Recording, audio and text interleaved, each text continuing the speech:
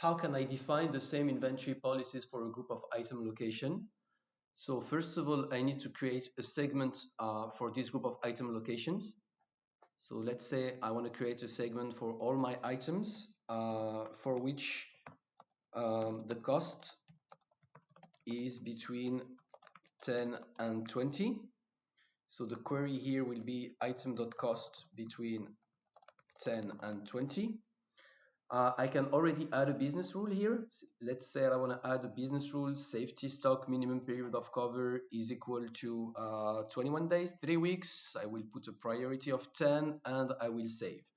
If I do that, this creates my segment, items for which the cost is between 10 and 20. So you can see that there are 20 matches if we're counting on all the locations that we have. So this is a 20 combination of item location.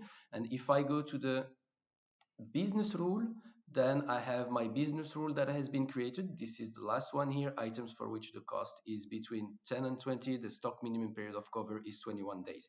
I can absolutely add another business rule for that same segment here.